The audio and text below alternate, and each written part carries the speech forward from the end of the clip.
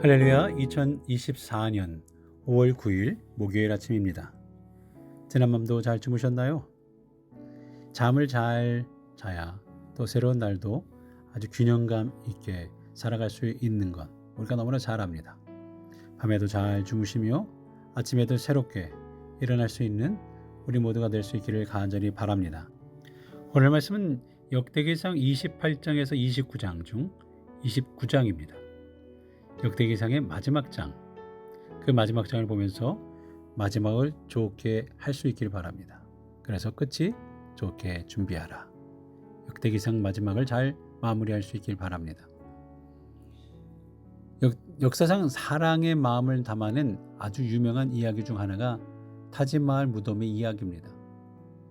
지금 인도에 위치했던 이 무굴 제국의 황제 샤자한이 자신이 사랑한 부인 타즈마할로 알려진 아르주망 바누 베굼을 위한 그녀를 위해 만든 타지마할 무덤이죠. 이 타지마할은 여러 가지 건축 양식을 잘 조합하고 뭐가 어쩌고 저쩌고 아주 유명하죠. 심지어 유네스코 세계문화유산으로 등재되어 있습니다. 무슬림 예술의 보석이라고 하기도 하죠. 이런 거 말고도 39세의 아이를 낳다가 죽은 사랑하는 아내를 위해 자신이 사랑하는 이 여인을 온 세상이 기억할 수 있도록 기념비를 건축하면서 그냥 잊을 수 있었던 이 여왕을 후세에도 계속 기억하게 만들었다라는 사랑의 이야기입니다. 강 근처에 정원을 만들고 이 무덤 건축을 위해 2만 명이 넘는 노동자가 동원되고 그리고 무려 20여 년에 걸친 공사 끝에 아름답고 정교한 건축물이 완성이 되었죠. 타지마할이 없었더라면 이 여왕은 기억되지 못했을 거예요. 하지만 그녀를 사랑했던 남편이 사랑을 구체적으로 표현해 준 덕분에 그녀는 유명한 러브 스토리의 주인공이 되었습니다. 길이길이 기억하기를 바라며 남긴 이 이야기는 성경에도 많이 나옵니다. 그 중에 마가복음 14장에 나오는 값비싼 향유가 담긴 병을 깨뜨려 예수님의 머리에 부은 이야기, 여러분은 잘 아시죠? 그리고 자신의 머리로 예수님의 발을 닦아드렸던 예수님에 대한 사랑에서 우러나온 이 사랑을 표현한 고백 이야기. 그랬더니 예수님은 그녀를 축복하시면서 온 천하에 어디서든지 복음이 전파되는 곳에는 이 여자의 행한 일도 말하여 저를 기념하라 라고 말씀하셨죠. 그래서 예수님 때문에 지금까지 이 여인을 우리가 기억하는 거 아닙니까? 예수님 때문에 기억하는 거죠. 그렇다면 과연 우리는 어떻게 기록에 남을까요? 어떻게 우리는 역사의 기록 속에 남을 수 있을까요? 사람들의 기억 속에 남을 수 있을까요? 사람들이 기억해 줄까요?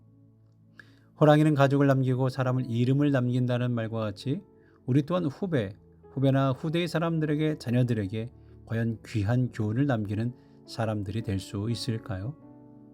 좋은 모범을 보인 하나님을 누구보다 사랑한 사람으로 기억될 수 있을까? 아니면 그 반대의 모습일까? 곰곰이 생각해 봅니다. 이런 것을 우리는 역사라고 하죠. 이 역사는 단순히 지나가는 것이 아닙니다. 누군가에 의해 평가됩니다. 역사만이 평가되는 것이 아니죠. 사람의 삶도 언젠가는 나름대로 평가됩니다. 지나간 역사는 후대를 통해 재현되고 싶은 모델이 되기도 하며 때론 생각하기조차 싫은 경멸의 대상이 되기도 합니다. 아우 저 사람 싫어. 아우 저분은 그때 너무 안 좋았어. 등등. 우리 가운데에는 1926년 익산에 묻혔다가 후손들에 의해 파헤쳐진 이완용을 들을 수 있겠죠. 성경에서도 마찬가지일 겁니다. 한평생을 살고 간 뒤에 부끄러운 인생을 살았다고 평가되는 사람이 있는가 하면 아름다운 인생으로 마친 사람이 있죠. 그 가운데 가장 귀하고 복된 삶을 살았던 인물이 있다면 바로 다윗입니다. 하나님 마음에 들었으며 하나님의 계획을 성취한 사람입니다. 마지막까지 귀한 삶을 살았다라고 평가하는 사람 중에 한 명이죠. 그는 성경의 핵심적인 인물입니다. 이스라엘 역사의 핵심적인 존재입니다. 신앙의 길을 걷는 이들에게 참된 삶의 본을 보여준 인물입니다. 그의 삶은 때론 고난도 있었어요. 하나님의 마음을 아프게 하는 죄도 지었습니다. 그럼에도 불구하고 그의 인생은 우리에게 규감이 되는 것은 그의 인생의 말년이 아름다웠기 때문이죠. 사울도 왕으로 살았지만, 다윗과 같이 40년을 통치했지만, 그럼에도 불구하고 사울은 비극적인 인물로 생각이 남습니다. 그 이유는 하나님께서 그를 포기하셨기 때문이에요. 역대상 10장 13절에 보면 사울의 죽은 것은 여호와께 범죄하였음이라. 저가 여호와의 말씀을 지키지 아니하고 또 신접한 자에게 가르치기를 청하고 여호와께 묻지 아니하였으므로 여호와께서 저를 죽이시고 그 나라를 이새의 아들 다윗에게 돌리셨더라. 사람의 인생은 참 마지막이 중요하지 않습니까? 끝이 좋아야 모든 것이 좋기 때문입니다. 그래서 우리도 유종의 미를 거두어야 한다는 말을 자주 듣고 자주 하게 됩니다. 그만큼 모든 일의 끝이 중요하기 때문이죠. 심지어 그런 의미에서 학창시절에는 성가대를 하거나 합창단을 하면 그래도 처음과 끝은 맞아야 되지 않겠냐, 그런 얘기를 했어요. 인생의 우여곡절을 어떠하든 간에 처음과 끝은 좀 딱 맞춰서 끝내야 되지 않겠냐, 그런 얘기를 하면서 웃고 넘어갔지만 우리들 안에서는 그만큼 끝이 중요하다는 것을 인식하고 있는 거죠. 하나님께로부터 왔으니, 그리고 하나님께로 갈 때 우리의 모습은 어때야 되는지를 생각해 보게 합니다. 우리는 오늘 다윗의 인생의 말년에 대한 기록을 보면서 우리의 인생 말년에 대한, 꼭 인생의 말년이 아니더라도 한 관계를 정리하고 새로운 관계를 터 나갈 그때 관계 정리의 마지막 또한 잘할 수 있기를 위해 우리의 기도 제목을 갖기를 원합니다. 이렇게 마지막을 잘 장식하고 하나님과의 관계를 잘한 다윗의 인생은 어떠한 인생이었습니까? 하나님의 도구로 쓰임을 받으며 살았던 인생이죠. 뉴저지에 한국 감리교 선교사가 나온 대학이 있어요. 드루 대학이라고, 아펜젤러 선교사님이 그곳에 나오셔서 한국 사람들에게 유명했고 많은 교수님들이 거기를 거쳐갔죠. 그래서 저도 뉴저지에 있는 드루 신학대학에서 공부를 했고, 드루 신학대학원에서 공부할 때 한 전도사님 가정에 이사하면서 있었던 일이에요. 한 전도사님 가정에 이사를 가게 되었는데 이삿짐을 날려주러 간 거예요. 그때 거기서 열심히 짐을 나르고 챙기고 이렇게 추스리고 하는데 펜촉 같은 닥털 하나가 왔다 갔다 하는 겁니다. 이것을 보면서 어디에다 넣어야 되지? 쓰레기인가? 버려야 되나? 일을 어떻게 해야 될지 몰라서 전도사님에게 물었죠. 그랬더니 방학 때 버지니아에 있는 워싱턴 기념관에 들렸다가 요 닥털, 펜촉과 같은 닥털을 샀다라는 거예요. 무슨 말인가 했더니 기념관 안에 워싱턴의 집무실 책상 위에 이런 닥털이 있었다라는 거예요. 그게 바로 워싱턴 대통령이 사용하던 펜이었던 거죠. 그래서 나오는 입구에 닥털 펜촉이 팔길래 기념으로 사왔다는 거예요. 그리고 얼마 안 돼서 그 의미를 상실한 거죠. 그러다 보니 결국 그것은 하나의 닥털에 불과하지 않았던 겁니다. 워싱턴의 닥털, 이 글을 쓰는 이 펜촉으로 사용했던 그것과 똑같은 것이지만 워싱턴의 닥털은 귀하게 대접을 받고 있고 또 다른 하나는 이사할 때 버려도 상관없는 것이 되어 버렸다는 말이죠. 왜냐하면 누구의 손에 쓰임받느냐가 중요하기 때문입니다. 어떤 것은 워싱턴의 손에 쓰임을 받았다는 이유 하나만으로 보존되고 귀하게 여김을 받습니다. 사람이 살아가는 동안도 누구에게 쓰임을 받느냐, 그것이 중요합니다. 귀한 분에게 쓰임을 받으면 귀한 일을 하게 됩니다. 심지어 하나님의 손에 쓰임을 받은 사람이 있는가 하면 사단의 손에 쓰임을 받는 사람이 있습니다. 다윗은 하나님의 손에 쓰임을 받았어요. 다시 말하면 하나님의 일을 위하여 쓰임을 받았습니다. 하나님의 나라를 위한 도구로 쓰임을 받았습니다. 하나님은 당신의 뜻을 위하여 다윗을 사용하셨습니다. 하나님께 쓰임을 받으면 귀한 인생이 되는 줄로 믿습니다. 그는 하나님의 뜻을 이루는 삶을 살았잖아요. 신약성경 사도행전에 와서도 바울이 안디옥에서 전도할 때 이런 말을 합니다.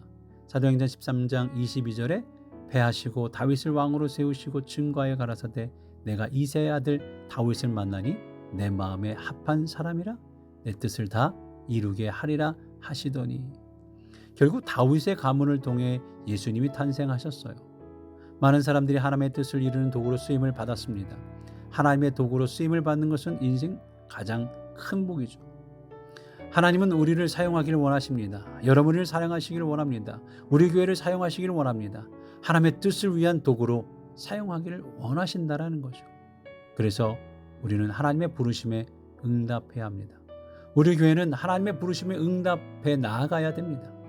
고기를 잡던 베드로를 부르실 때 베드로는 즉시 응답하였습니다. 고기를 낚는 업으로 사는 것이 아니라 사람을 낚는 업으로 살기로 작정하였죠. 하나님 나라를 위한 일꾼으로, 하나님 나라 건설하는 일꾼으로 살기를 원했던 거예요. 오늘 아침에도 하나님께 이런 응답을 하시는 우리 모두가 되도록 기도하는 마음이 생기기를 간절히 축원합니다. 또한 오늘 본문 28절에는 다윗이 오랜 세월 나이가 많도록 귀한 일을 하였다라는 것을 봅니다. 존귀하게 좋은 일을 오랫동안 하며 살았습니다. 어떤 이들은 우리가 짧고 굵게 살아야 한다고 합니다.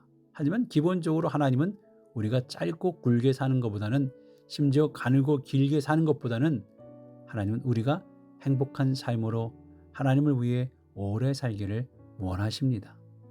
귀한 사명의 삶을 위해 오래 살기를 원하시는 거예요. 다윗의 삶이 복된 것은 사명의 삶을 오래 감당하였다는 겁니다. 우리의 사명을 오래 행복하게 감당할 수 있도록 하나님께서 주시는 귀한 복이 우리 모두에게 사명을 감당하는 모든 이들에게 있기를 간절히 축원합니다.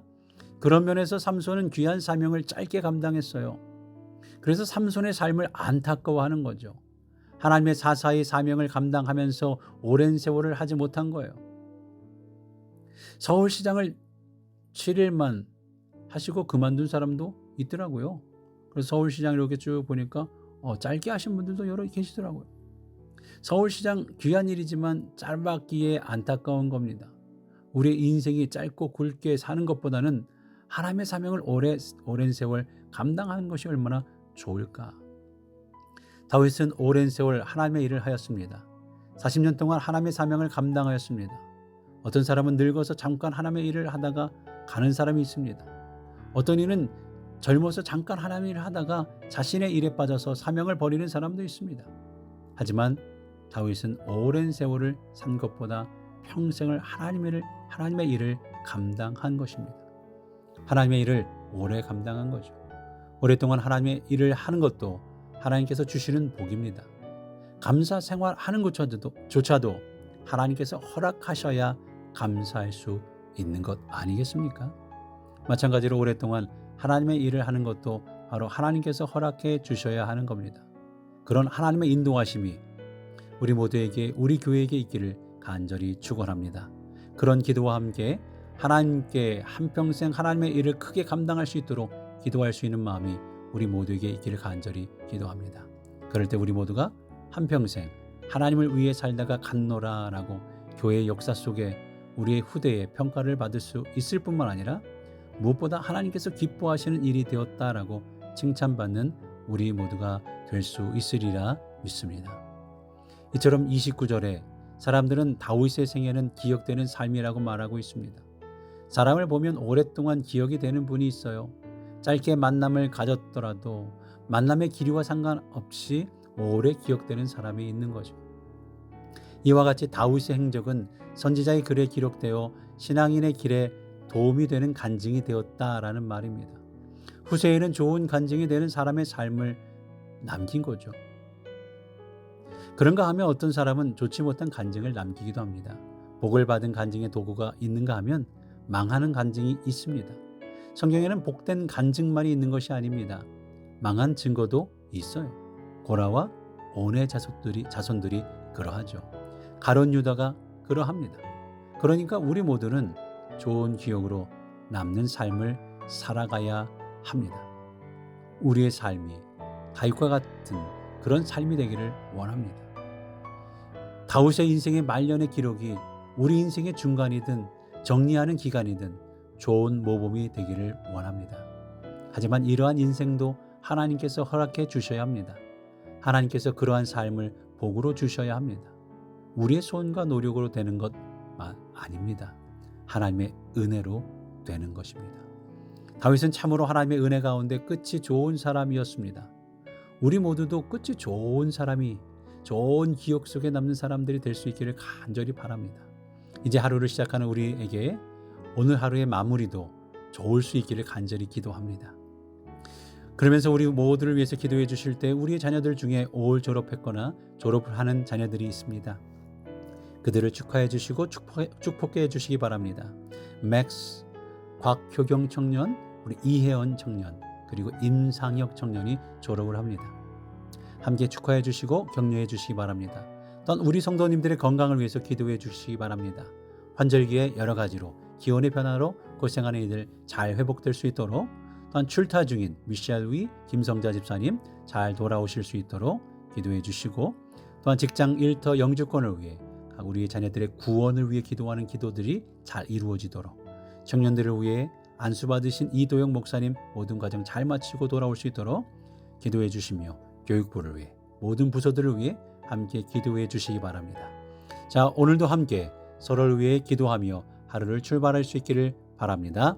기도합니다.